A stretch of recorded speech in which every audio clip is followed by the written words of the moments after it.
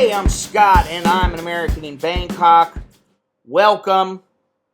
I got a letter, and basically this is a comment I got through my website. It's called a three-layer fodder cake. Dear Scott, I appreciate and enjoy your insights on the cultural interface between Farang and Thai working girls. I have been in long-term relationships with a couple of them, not at the same time and none current, and I wanted to offer a couple of observations. You are welcome to pass them along if you wish. I noticed that most of your Chowderhead and Momo videos are directed at the guys who are still overwhelmed at entry level. Layer 1, the charm of the Thai ladies. You've covered this brilliantly, so we'll move along. Layer 2, family. It's not just about survival and well-being. It's not just about the girl demonstrating to her family and community that she's a good girl. It's about status, and your girlfriend isn't the only one that wants it. Her whole family wants it. Property, house, car, gold, whatever it takes. They want to elevate their position. Well, you know what? That's pretty much how it is everywhere in the world. People like to have status. And, I personally don't care as much about power as stability. I've been in a couple situations where I've had some influence over the way things could turn out on a fairly large scale, and it's nice to have it, but for me, it's not my most motivating, not the most motivating attribute that I seek, or motivating whatever. I can't think of the word right now, but. It's not what really motivates me. Money is not really the motivator, although money for me is something that I equate with stability. I don't necessarily, and I know that you can get a lot of things with money that you can't without it, because I've had a fair amount of money in my life. I've had it pass through my fingers at some point, and it is nice to know that you have it to fall back on. It's a security blanket. That's what I like it for. I don't care about having a Ferrari or a Benz or a Rolls Royce or something. Although, listen, if I had the money and it wasn't all that much money for me, it would be nice to have those things. But they are not going to help regulate my happiness. Anyway, let me continue instead of rambling on. The other side of the coin is that whether you are aware of it or not, the whole family is participating to help attain that status. She is the soldier on the front line, but by the time you've been out with the girl 3 times, she is being coached and you are being managed at the family level. You are the family business. You need to recognize it. That's true, and it's true with many prostitutes here in Thailand, many working girls, whatever they might be, freelancers, bar girls, go-go girls, whatever. Not all of them. And this can go on with regular girls too, but not all of them. Definitely not. There are girls, like I've always said, there are girls that are working and they don't need your money, and they don't want to screw you because they're getting paid. They want to screw you because they want to get laid, and maybe they like you, or they want to know about you more, or it's a way for them to get into your life or whatever, maybe to get money in the long run. I don't know, but anyway, let's continue. Third layer, the professional network of working girls. Do not underestimate the power of this network. It's called the Coconut Telegraph. There is a network of working girls, and what happens is so-and-so knows so-and-so from the big dog bar, and then she just happens to be married to this guy, and that guy screwed this girl over in this bar, and this girl knows him still and talks to him, and she knows what he's up to, and then before you know it, everybody in the whole really in like say Nana Plaza will know what's going on.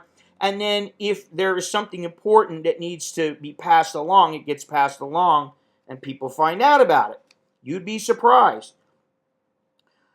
They've got man trapping down to a science, and they all share the standing standard operating procedures to get this job done.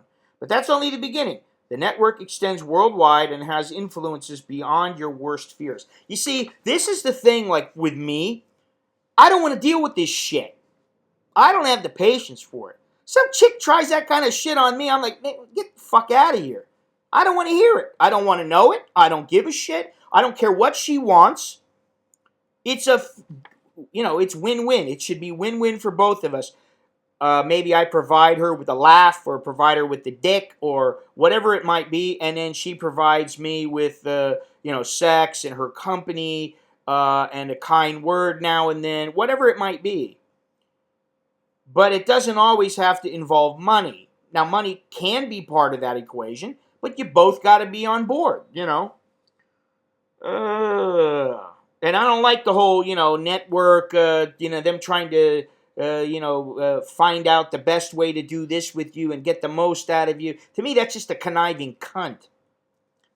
I lived in Singapore with a girl for several years. At first, I thought, great, away from the daily influence of Patong, we'll have a chance at a real relationship. Boy, you had high expectations, buddy. Not these days, folks. With the ease of communication, she was talking with her still in the business friends every day. I can't blame her for that. Moving to another country can be overwhelming and lonely. But here comes the part you really need to pay attention to. After a week or two in Singapore, she began to meet the other Thai ladies with expat boyfriends in the same condo, and then their friends in other upscale locations. These were all ex-pros who had snagged an expat and were living the good life. Some had been there for years. Most were married. Some of these ladies had allowances up to $10,000 a month. One had bought some fabulous property in Nong Khai and built an equally fabulous house. 10 years down the road with a guy, she was getting ready to dump him so she could live with her Thai boyfriend at home. Her expat husband had been away for weeks at a time and encouraged her to go home so she didn't get lonely. You know what? See, that's bullshit, honestly. If you're not going to be living together, don't marry her. That's my own rule, and you can agree or disagree. But if you live together, you're with each other every day, you look in their eyes, you have an idea of what to expect and what's going on. You can see her mood change, and I just think that doing the long-distance relationship with a Thai woman is a fucking losing proposition. That's not the worst of it. It wasn't long before these top agents of the network were coaching my girlfriend on what countries have the best marriage and divorce laws. They also coached her on exactly how to get her hands on the biggest share possible of my future retirement savings and Social Security. And these reasons that this guy is talking about are the reasons why you try to find yourself a decent fucking woman who's not only out for your money, who's not someone who will milk you dry when you're at your weakest. Instead, they'll be there for you and support you and help you. That's what you want. I mean, isn't it? You want a woman who, if you're down, she props you up, and if she's down, you help prop her up. You're both in it together. Listen, my wife is my best friend. She ain't perfect by any means. Neither am I, and I'm sure everybody knows that already. But, she's my best friend at this point. I mean, she hasn't always been. When I first got to know her, she wasn't. But I think your wife should be your best friend. Now, she doesn't have to be your best male friend, obviously, because she's not male, at least in most instances. Here in Thailand, you never know. Some people are into that. I'm not going to get into that. So let me wrap this up. Level 1, the charming lady who makes you feel like a knight in shining armor and screws your brains out to assure you of her genuine affection. Level 2, her family who makes you feel like you're doing something good for the world. Now listen, I've been to 2 girls' houses and met their family. This is right when I first moved to Thailand. One of the times was basically we were going to a city. I think it was, where were we going? Maybe we were going to Nong Khai. And it was along the way. So we stopped, said hello to Mama and Papa. And, I felt like a fish out of water. I didn't like it. And then the other time, definitely the family was in cahoots.